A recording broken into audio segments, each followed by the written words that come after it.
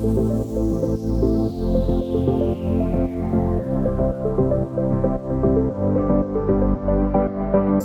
and welcome back, listener. I hope you're well. You are listening to My Surrogacy Journey, the podcast. This is season 3. We're taking you on a journey of education and surrogacy storytelling. I'm Wes. I'm your host today. Unfortunately, Michael isn't here today, so you just have me. I kind of like it though, because I don't have to get interrupted and stuff. So I'm really, not really happy, but kind of actually really enjoying it. We have a really interesting episode today for you, all about intended parents' journey and what it looks like from a clinic perspective. Some of those things that you should really ask, some of the things that you should look out for, and really kind of what makes a good clinic from a surrogacy perspective. So there's lots of things we're going to pick up in that today. We do have a fabulous sponsor for season 3 podcast. This is Manchester Fertility. They were founded in 1985 and have an exceptional team of fertility doctors, nurses, embryologists and patients supporting anyone going through surrogacy in the UK, and you're going to hear from their surrogacy lead today, Olivia. Manchester Fertility remains one of the leading fertility clinics in the country to this day, delivering more than 8,000 babies. For intended parents seeking surrogacy support, Manchester Fertility is My Surrogacy Journey's Northern and Midlands Centre of Excellence, offering surrogacy advice and fertility treatment options for gay, bi, queer and trans men and heterosexual single and couples, helping them to navigate their way through their surrogacy journey. For this episode, we'll be talking to 2 familiar people, and if you follow My Surrogacy Journey, you will have definitely heard of these 2 wonderful people. Debbie, Olivia, thank you for being here today. Olivia, shall I call you Olivia or shall I call you Liv? What's the rule? I'm happy with either. Everyone tends to call me Liv, so I'm fine with that. Liv, we'll stick it at Liv, and Debbie or Deb, whatever, you're used to me by now. So thank you both for being here. So Debbie, you're clearly here as our My Surrogacy Journey clinical lead to help people understand how that part plays from a My Surrogacy Journey point of view, but also you are very, very experienced within this industry and have a wealth of experience around compliance, HFEA, general clinical procedures. So I think your input today is going to be very valuable. Thank you, Ez. Looking forward to it. And then Liv, you are really trying to help people understand, one, generally what a good surrogacy clinic looks like, given the programme that you have with Manchester Fertility, but also what patients can expect and also your experience. You deal firsthand with intended parents. I think a lot of people approach clinics and don't know what to expect. So I'm hoping that the listener today can understand what that clinical process should look like, so that when they do embark on surrogacy and do need to start thinking about interacting with the clinic, whether you're with My Surrogacy Journey or if you're doing it independently, you're better prepared, you're better emotionally prepared, you're better mentally prepared, and you have a real general understanding of what that process could be. So let's jump straight into it. Why don't you both give yourself a little intro, because I probably can't do it justice. Olivia, why don't we start with you? So I'm Olivia. I'm the surrogacy coordinator at Manchester Fertility. I deal with all intended parents and surrogates that are coming through treatment with ourselves, right from their initial inquiry up to the point that they've completely finished treatment with ourselves. I'm the kind of first point of contact for patients. I'm there to answer any questions or queries and point them in the right direction, really. And I have to say, it's really lovely to hear another Northern voice on this podcast, because often it's only me. So it puts me at ease hearing your Northern tones. So thank you. And Deb, come on, give us you're like the resident clinician on here now. So for those of you who haven't listened to a podcast maybe with Debbie on it, Debbie, give us a quick intro. So I'm Debbie Evans. I'm the clinical lead for MSJ and have a really exciting role within the team in that I see all intended parents, surrogates and known egg donors from a clinical perspective. So remember, the first rule of medicine is do no harm. And so we have a conscious thing to decide whether any of the patients or members coming through MSJ are being looked after safely. So that's my key role, to make sure. But today we are talking about intended parents, so I'll focus more on those today.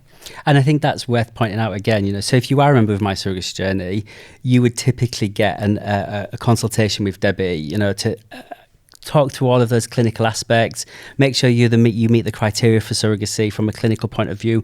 But also, Debbie is your point of contact. So if you do have any clinical related questions, Debbie kind of introduces you to that kind of space, and she's there throughout your journey. So if you don't listen to this podcast and you want to understand the clinical elements that are applicable to you, Debbie would help you do them. But you would also still get that level of support from, say, Liv when you made that initial inquiry as well. So thank you both for being here. I'm really looking forward to kind of exploring some of those elements. There's a lot to cover, so we will get through it as quickly as possible. So we all know surrogacy is complex and that everyone comes at surrogacy from a different point. Everyone has different components to their journey and everyone has different needs moving forward. And I suppose it's your job, both of you, clinically, to assess what's right for them.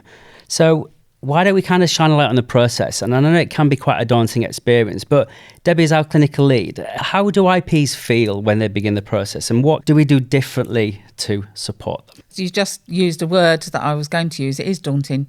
Mostly our intended parents will come to us. They will have some knowledge. They will have done their research. Some will think that they know more than they need to know, but when they come through us, they will get all of the correct information that's current for this moment in time, so that then they can make informed decisions about the type of journey that they want to do. So it is daunting. Where do they start? How do they know that this journey is right for them? That's MSJ's business, to make sure that they have all of the correct information so they can make decisions about where they start and where they go from here. You know, all of the types of questions, even when they've been through UWES or been through some of our coordinators, by the time they get to me from a clinical perspective, they still have lots of questions. How do we make sure that child's ours? What's the law regarding taking our baby home and making sure that that baby is ours? How will I know that the surrogate's right for us? Where do we get our donor from? Where do we start with all of this? So our job is to make sure that we give them all of the information, and there's lots of options. There's no right or wrong for anyone. Everyone's journey is unique to them and different to them. And that's really key to take home. Even when you're thinking about choosing, if you're in a same-sex male couple and you want to choose an egg donor, where do we start with all of that? And how do we make sure that that egg donor is going to be right for us? Where do we start with picking our surrogate? And how do we know what's going to be correct for us? So lots and lots of information. But to start off, we need to make sure that you're safe. And so from a clinical perspective, I will do a full medical consultation with you for both the partners in the intended parent relationship, to make sure that there's nothing that contravenes you going through this intended journey. It could be that you're on a medication that may affect your sperm, and you don't know that until you have that conversation. Or you've had a semen analysis and I'm interpreting that result for you, and there's parameters that are low or poor, and perhaps we need to think about how we're going to affect that.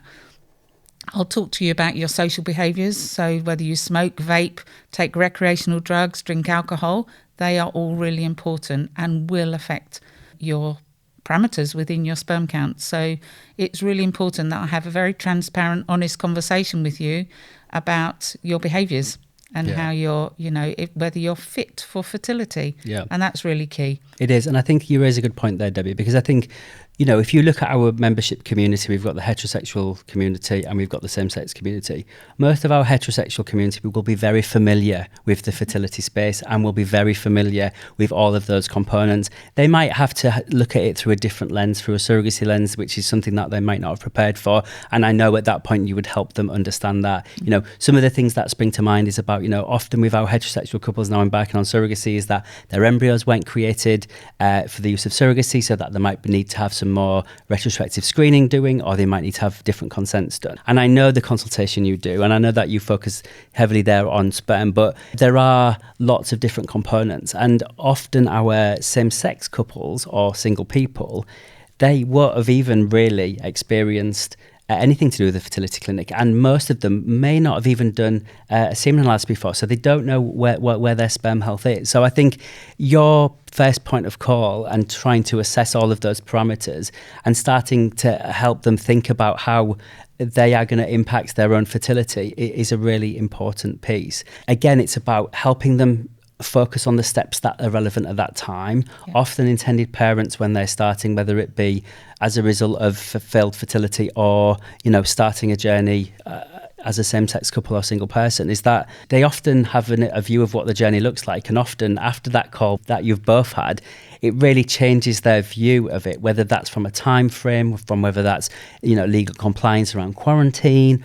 You know, I think it's really good and really important that, you know, if you have decided that surrogacy is your journey and you're going to do the IVF route, that you really speak nice and early to professionals, whether that's if you're doing an independent journey and you think your clinic is the first point of contact and you end up coming through to Liv, and then she starts to help you understand all of those processes, or whether you speak to us and become a member and then have those calls with Debbie. It's really, really important to kind of get a real understanding of that whole process, isn't it? Yeah, and I think, as you say, when we're talking about same-sex couples, that they underestimate that they've even got a fertility issue because they haven't known that they've got a fertility issue. They're now just embarking on a journey through surrogacy because that is their means to parenthood, but have never had to test it in the past. Of course. And so sometimes we get some quite shocking results that I then have to be really transparent and deliver those results in a conducive way to say, okay, this is what we can fix and this is what we can't, and this is the other options that we might have. So sometimes you're having very difficult conversations, but most of the time they're good conversations, or it could be that we need to consider some lifestyle changes to optimise and to make the best for your gametes, whether they're eggs or sperm. And you mentioned it earlier, you know, it sounds really cliche, but like being fit for fertility, but it is about understanding, you know, if you're going to start on this journey, you need to know what you're dealing with, you know, and if you have low sperm parameters or if you have a low AMH, or all of those elements are going to impact how you move forward. So it's really important that we know about them early so that we can factor that into the plan. What sometimes happens is they get so far down the line and then they realise there's an issue, and that's really what we're structured for an MSJ point of view. But I know at Manchester Fertility as well, it's about you take a very similar approach to how you assess people's, you know, potential for the journey. Yeah, definitely. I think my initial call with a lot of intended parents is very similar to yours, Debbie, but obviously from a non-clinical perspective, it's kind of just making patients aware of our processes and timescales and things like that, and things that they need to consider, because a lot of the time, the majority of the patients that I speak to, they have no knowledge of surrogacy, that, you know, they've not done any research. A lot of the time, I'm the first call that they're making. So probably from their perspective, I'm bombarding them with information, but I just want to make sure that I'm giving them as much information as I possibly can, and then they can go away and think about it and kind of move from there onwards. Yeah, it's about helping them understand the process, because like you said, sometimes they don't know anything and they are right at the start, which is great that they're reaching out to get that support to the professionals who can help them. But I think they have no way of comprehending what is coming. But also the conversation you're having is about this piece. Yeah, it's not necessarily about all of it. If I go back to our journey, you know, Michael and I, and when we first started thinking about it, we didn't have an organisation like MSJ to work with. Our first point of contact was the clinic. Yeah. And we relied on them to educate us. But that wasn't their job. They educated us on the bits we thought we needed educating on, but there was so much more to it. Yeah.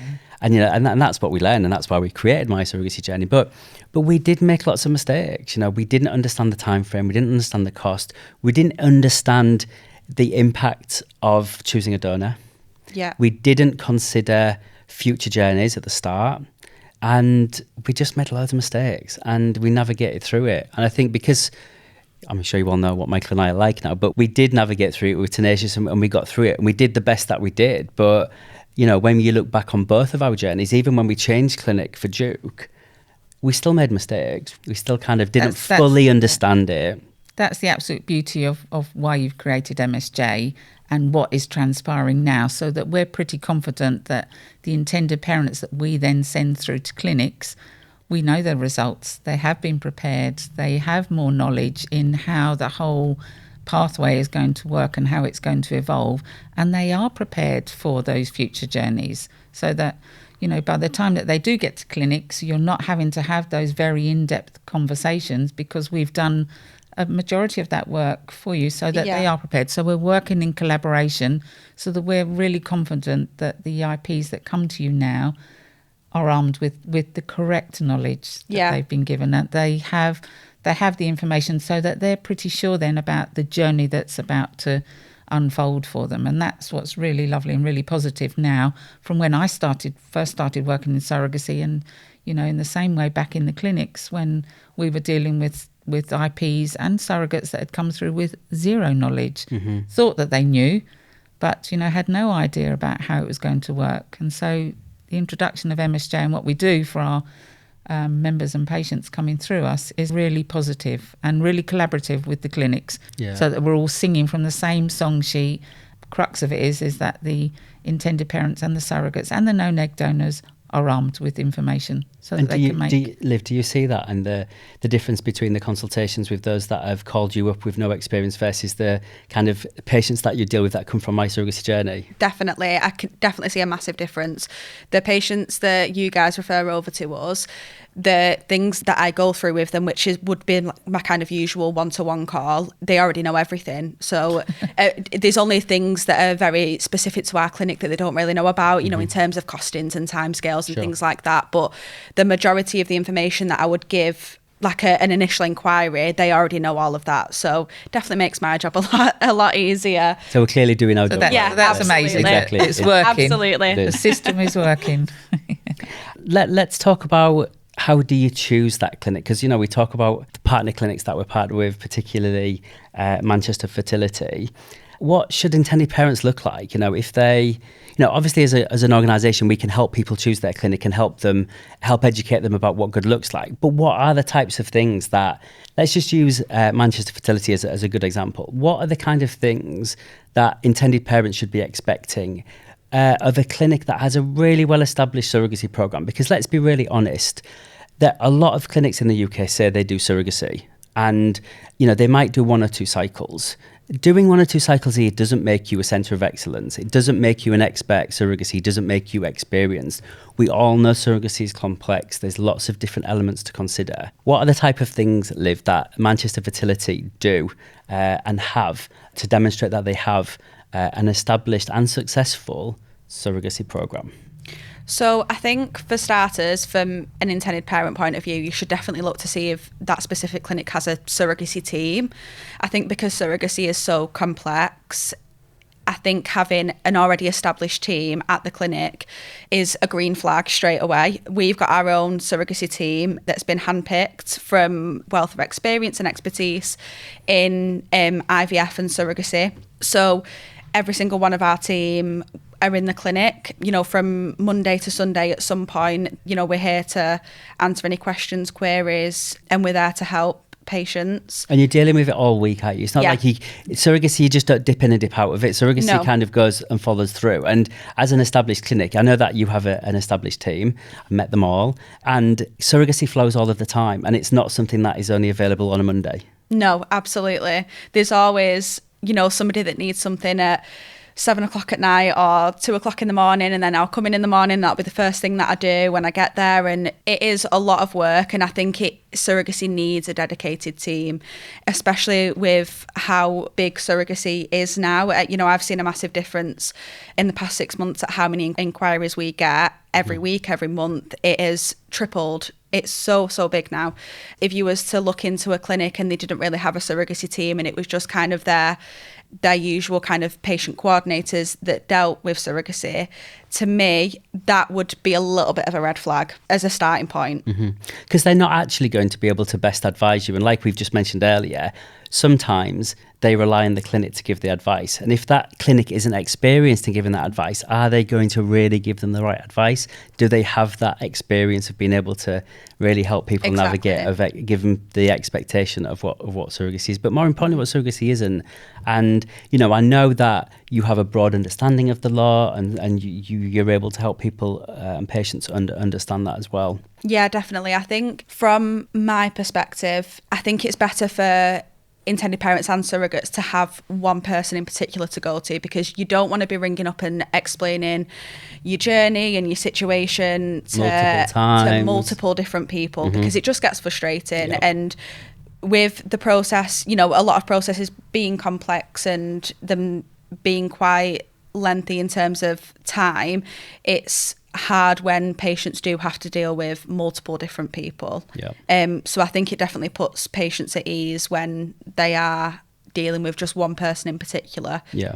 that knows exactly what their journey is. And I think what's important with clinics who have experience around surrogacy is that it's about terminology, it's about language, it's about understanding the process. That's why we work with specific clinic partners at My Surrogacy Journey, because we have absolute confidence that they understand all of these elements and that they're going to treat each member or patient with respect. They're going to understand their situation. They're not going to be, as for a same-sex couple, they're not just going to be talking to one of the patients and excluding the other one, which is the experience Michael and I had.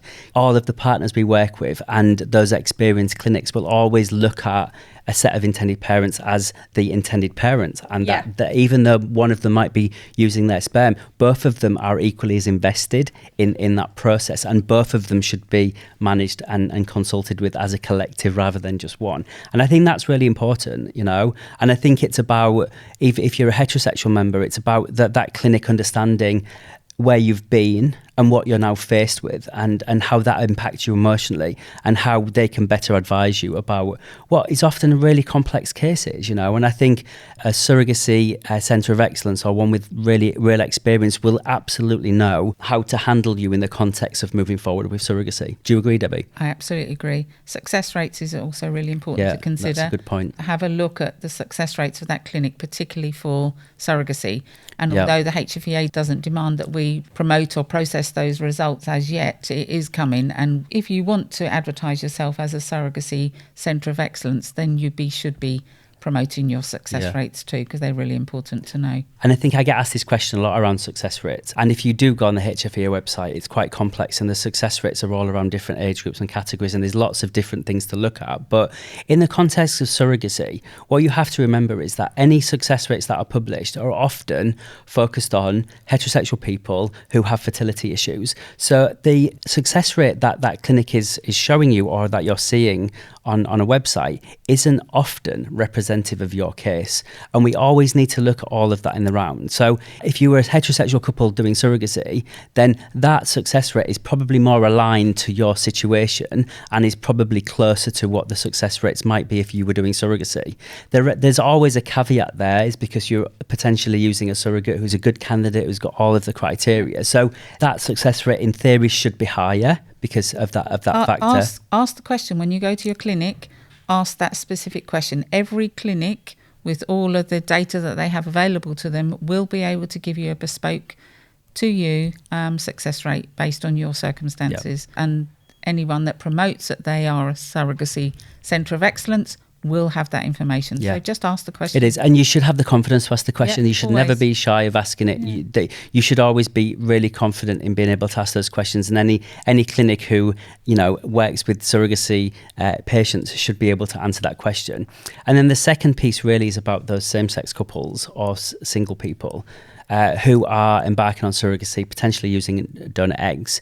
Now, the current success rate will not be representative, because if you are a single person or a couple both creating embryos, and either you and your partner have got healthy sperm, you're using a donor who's potentially of optimum age and has meets all the criteria and characteristics, and you are using a surrogate who's got proven fertility, is an ideal candidate and is both clinically and mentally fit, those success rates should be much higher. I wouldn't want to hazard a guess, but I would say they'd be significantly higher, you know. They are. In general, you can expect in those circumstances, and of course everyone's going to be slightly different depending on the parameters around their gametes, etc.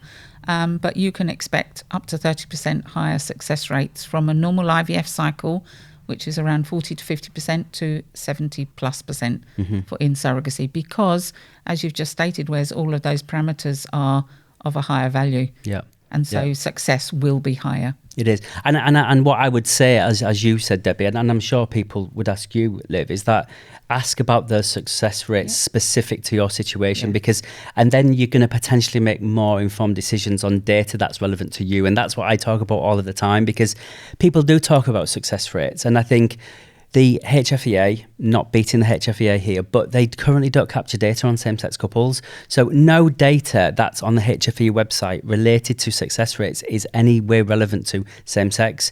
Now that is changing moving forward, and as an organisation we're going to be encouraging working with clinics to help people have more transparency about what the perceived success rates are specifically to them, and there's more to come on that. But I think that's definitely one that intended parents should be really confident in asking. And if you aren't able to get an answer, you know, you were talking about red flags earlier, Liv. Yeah. That is one of those red flags. You know, any clinic should be able to give you transparent data, and that's relevant to your. Trust me, Wes, the fertility industry is obsessed with statistics. They are obsessed with collecting their own individual success rates. The clinics have had lots of issues around the electronic data inputting over the last few years, and the introduction of PRISM has stalled things for a little bit. But clinics are still collecting their own data. So they have that data. And they have that information, trust me. There we go. You've heard it from a really trusted source. They have it. They have it. It's about making sure, but also make sure it's relevant to you so that you can put it in the context of how to help you make a decision. Now, Debbie, we talked about HFEA there. Just give us a quick overview of those. If you don't know what the HFEA is, please tell us, Debbie. So the Human Fertilisation and Embryology Authority was founded from the HFE Act in 1990. So that is an act of parliament that dictates and governs practice within the fertility sector in the UK. So it gives us a code of practice. It tells us what we can and can't do, and we're strictly bound by that within the fertility sector. So each clinic needs to be licensed to the HFEA to perform or allow those clinics to perform those actual treatments, including IUI, IVF, ICSI, PICSI, surrogacy. So all of those. And they're licensed against that code of practice, and each clinic will have regular inspections to make sure that they are compliant with that code of practice. So essentially it's the regulator, isn't it, for fertility centre? And now just a quick question.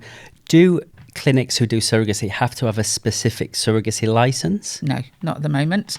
Any clinic can do, within the realms of their licence, gamete collection. So whether it's eggs and sperm, how they collect those, as long as it's within their licensed activities, they can do that. And that includes surrogacy or egg donation or sperm donation, any of those within their licensed practice. So does it have to specifically say surrogacy in their license, or does it come as standard? No, it comes as standard. So that potentially will change with the law reforms, and depending on how or if the HFEA take that on board, whether that will change in the future. But for now, any clinic can practice surrogacy because they have a license to do so. Which is often why you see those clinics just doing a small amount of surrogacy and not necessarily a lot. And I think what is fair to say is that some clinics really invest in their programs and want to proactively do surrogacy, and some clinics don't do it at all and won't touch surrogacy because it's too complex.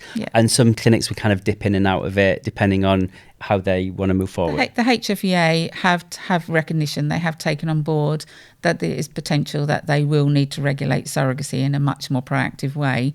If a clinic wants to do PGS, for example, they have to have an addition to their licence in order to do that. And I think that's the way surrogacy will go in the future because of the complexities around the actual sort of management of surrogacy. They recognise that there needs to be clinics that have an attribution towards that, and not just any old clinic that thinks that they can do it. Okay, perfect. I mean, there's a lot to take in already, but it's really important stuff. Liv, tell us more about the work you do at Manchester Fertility, because Manchester Fertility is, it's been established for a number of years. It's obviously based in Manchester, just on the outskirts. Yeah. It's becoming the hub for the North. Yeah. I would class it as the centre of excellence for the North and Midlands. Yeah. I think we'd all agree that. And Manchester Fertility is a partner of My Surrogacy Journey. And I think one of the advantages, and Deb, you can kind of jump in here, is that all of our partners we work really closely with. We build a relationship. We understand how each other works. Now, some people might say, well, how does that impact my treatment? And what I would say to them is that with My Surrogacy Journey, you can work with any clinic. There's no restrictions. For us, it's all about choice. But what I will caveat that with is that if you work with any of our partners, and in this occasion I'm talking about Manchester Fertility, because of our relationship, we are able to support you much better because of the relationship we have with the clinics. And this is always reciprocal. We help Manchester Fertility become that centre of excellence because we help them understand what amazing looks like from a surrogacy point of view, and we help you grow and enhance your programme. You give us another network, which is we only want to send our members to clinics where they're really going to be understood. They're really going to get that level of care where we have absolute reassurance that you're going to do everything. And I know that we obviously have that with Manchester Fertility, but what does that look like on the ground? If members are coming to Manchester Fertility, tell us what kind of experience they can expect. So I think they can expect a very streamlined process from their perspective. We try to make it as simple as possible for the intended parents and the surrogates and known egg donors if they do have their own egg donor. I say to all of our initial inquiries that we get that my aim is to make your journey as easy and simple, as stress-free as possible. I'll do 99% of the work. You just have to do the 1%. Just come to your consultations and your counselling sessions and come in for your blood screening, and that's all you have to do. And it can be as easy as that, isn't it? If people invest and they allow you to support them. Yeah, I think it's nice when intended parents feel like they can take a step back and they don't have to be hounding me with questions every day and things like that, because they already know all the answers to the questions that they've got because I've already answered them all. It's nice for them to be put at ease right from the start and know that they've got someone that is going to guide them through this journey from start to finish. And I think working with yourselves, that makes it even better because we know their journey and we know the process that they're going through, and we can kind of carry that over to yourselves and vice versa. And again, going back to what I said before about they're not speaking to a million different people about what they've been through and what they're going through. It's very streamlined and continuity, isn't it? Yeah, exactly. It is. And I think it's about, we can be more effective on your behalf because of the relationships we have. We don't have that effectiveness with some of the clinics that we don't work with, but we have much more effectiveness because of the relationships we build. I know I could call you at any point with an issue with one of our intended parents and you would be able to help me resolve it, and vice versa. And I think, and it's not just about IPs, it's about surrogates, it's about egg donors. Any member that comes across Manchester Fertility, we can be more effective in impacting their care, whether it's from MSJ or with you guys. Yeah, absolutely. I completely agree. Like I said, it just puts the patients at ease and makes them feel like, they can take a step back, really. And also, I visited Manchester Fertility. It's a cracking clinic. It's really lovely.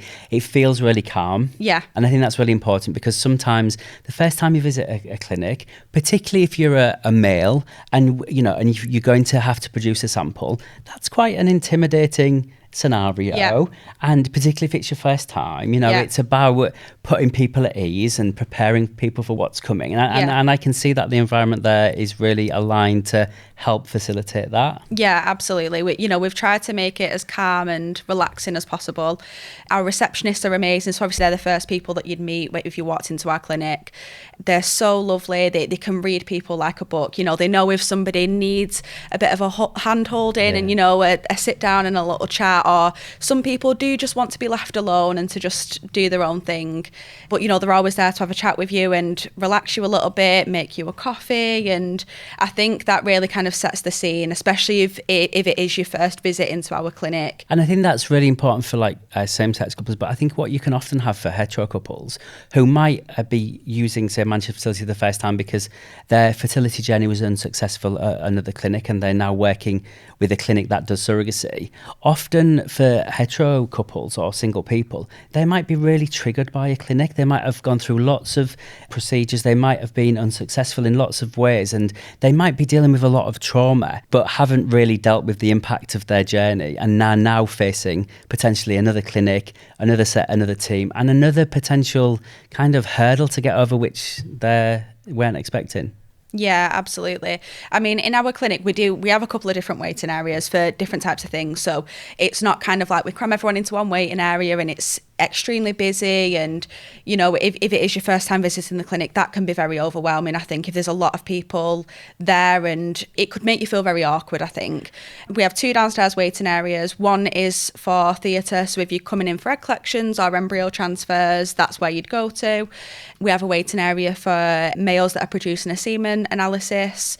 So I I think that again puts especially men at ease, because they're not being called into a room that's full of people. I think because everyone knows what you're there for, don't they? exactly, you know, and like you said, if it is the first time producing a sample, it can be quite daunting. And that's not conducive of producing a sample as well, is it? It's about making sure that you're relaxed and you're not overly anxious. Yeah. Because that's not going to help you achieve the goal, is it? No, absolutely, yeah.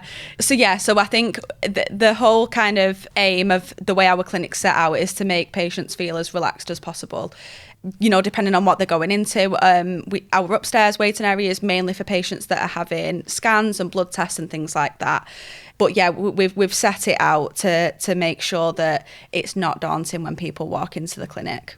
I can see that though, because just from I remember, because it's two floors, the building, 2 floors, and yeah. it's a decent sized clinic, yeah, and it is kind of navigated to help people be in their areas and have the privacy and comfort that they need when exploring what their treatment options are.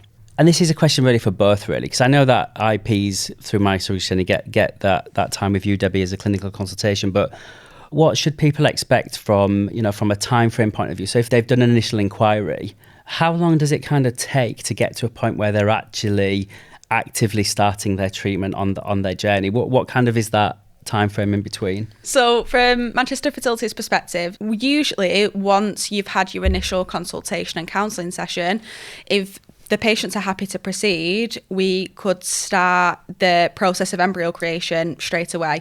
So we could get you in for your screening tests that you need within the space of a week. Obviously, the screening tests do take a couple of weeks to come back, so we would be waiting for those. I think it all depends on the journey that you're going down and whether you do need an egg donor or sperm donor, because that can add a bit of extra time onto things. I would usually say if you did need an egg donor and you was getting an egg donor from ourselves, because we do have our own egg bank at the clinic, maximum wait time to be matched with a donor is 6 months at the minute. But we do hope that is going to be reduced. And then once you've been matched with a donor, we would have done everything within that 6 month time frame that you needed to do. So, all the screening tests that you needed, consultations, counselling, consent forms, free sperm as well. So once you've chosen an egg donor, we'd be ready to create embryos then. And then obviously once that's done, it's just a case of finding a surrogate if you've not already got one, and then once you've found a surrogate, going through the process of doing an embryo transfer. Yeah. And what a type of, and this is a question for both really, it's like, what are some of the things that can delay you either moving forward or can delay you kind of the time frame that you're expecting? Because I think it's worth acknowledging that there's lots of different moving parts when it comes to creating embryos, and it all depends on where you start from as well. If you're a same-sex couple, need donor eggs. If you're a hetero couple that are using your own eggs, if you have embryos already from IVF treatment, there's lots of different scenarios.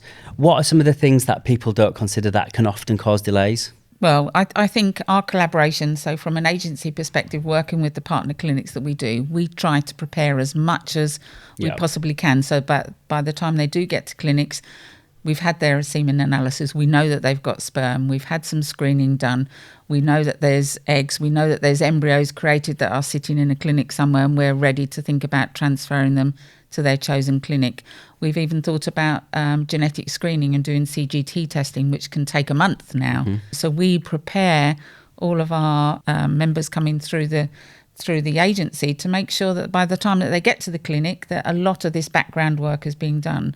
But I think we need to have very transparent conversations right from the very beginning, from the second they come through to us, so that we're managing their expectations realistically. And depending on the clinic that they're going to, has that clinic got its own egg bank? Has it got its own sperm bank? Have they got access to those gametes, or do they need to think about perhaps getting sperm in from abroad or going to another agency for eggs?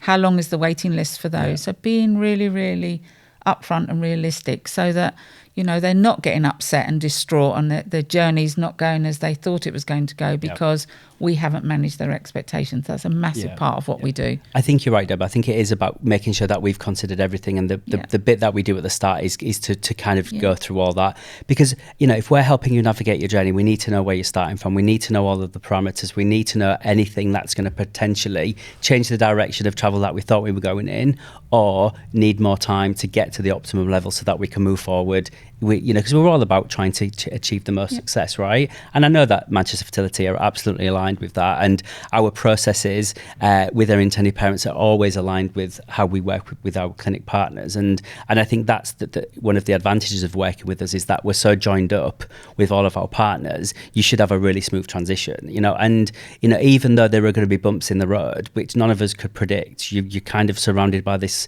clinical scaffolding that translates to the clinics as well. So I'm really, really confident that any members we work with, we will have assessed all of their needs, and we're set up to do that. If we've got that wrong in the very beginning, then the journey is going to be sort of struck with like big potholes along the way. We need to get those very initial bits right, and that's what we're really processing through at MSJ, and making sure that we've hit all of those at a very, very early point, so that by the time they get to the clinics that they've got all these in place. And we know the first rules in fertility is that have we got eggs and have we got sperm, and can they meet together, can they create an embryo, and we need to know that. And if you're matching with donor gametes, have we got co-carriage that is going to cost an awful lot. If you don't find that right down the end of the journey, then you're in big trouble, because if you've spent 6 months waiting for an egg donor and you suddenly find now that you've got co-carriage with that donor, and you've got to start that process all over again. So if we know genetic testing from the very early stages, then we're in an ahead of ourselves, as they say. It is, and I'm really proud actually, because we've really worked hard to develop this pathway that really tries to help people navigate through all of those elements.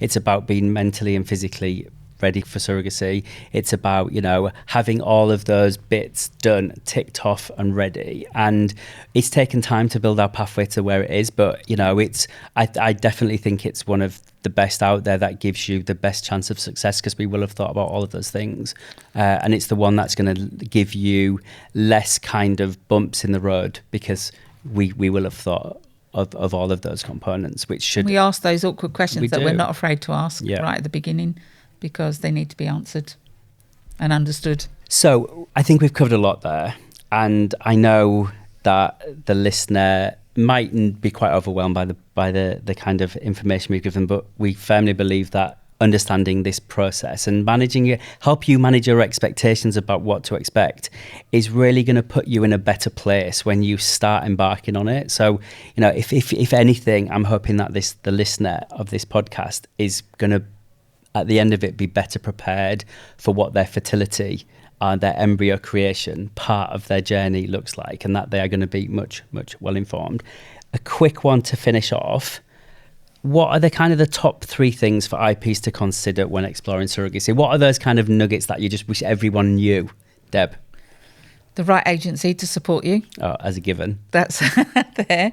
The right clinic that can provide a robust surrogacy pathway, and be prepared to wait. Don't go in thinking that your journey is going to be complete in 3 months, because that's unrealistic and it won't happen, and it will set you on a downfall.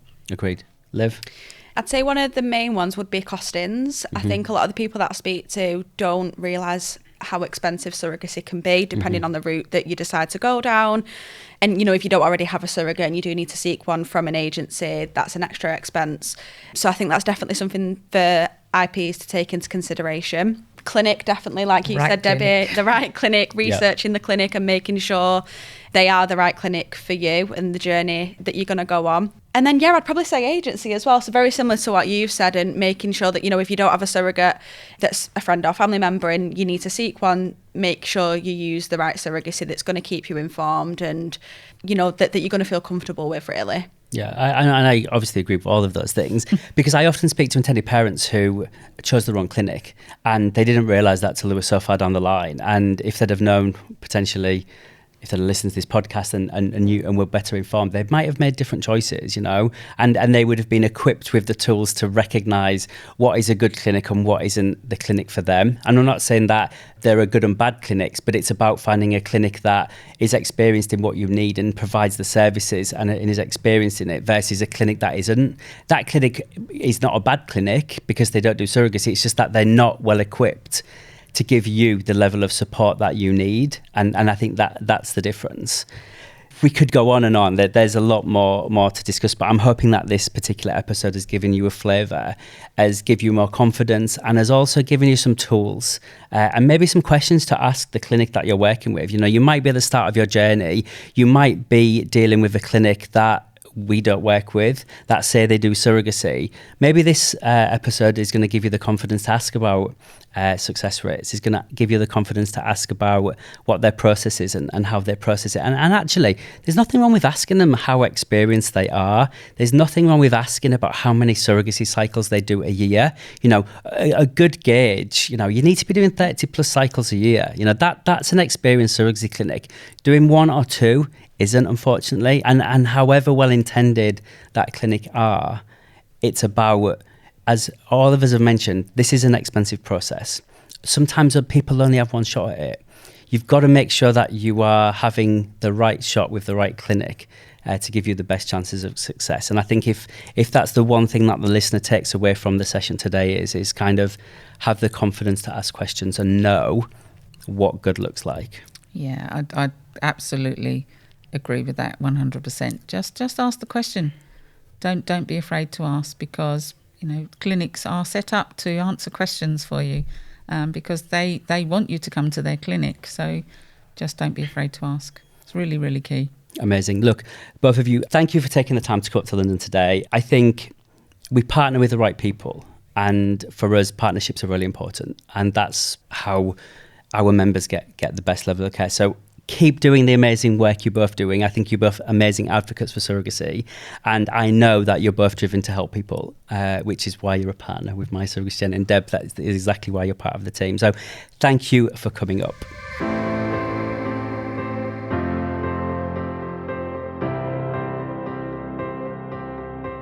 That was an amazing episode. I mean, I could talk surrogacy all day long, but it's lovely to have such aligned partners and team members as part of this podcast. So I really think you've been spoiled on this particular one, because you are getting some real insight that isn't readily available.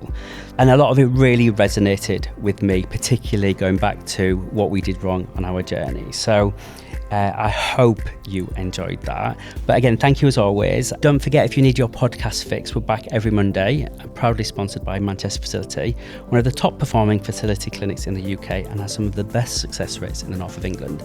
If you want to find out more about My Surrogacy Journey, then head over to our website, which is mysurrogacyjourney.com, or find us on Instagram at official My Surrogacy Journey.